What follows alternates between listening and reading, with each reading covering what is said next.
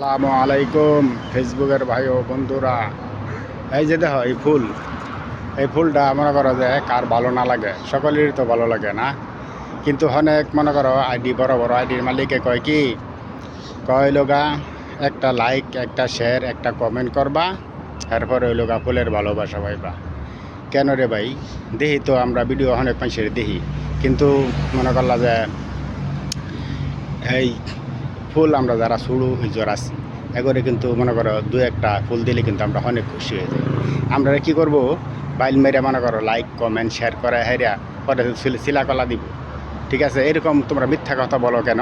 হ্যাঁ, ভুল তো মনে করো সবার ভালো লাগবো, এটা একদম সত্যি কথা।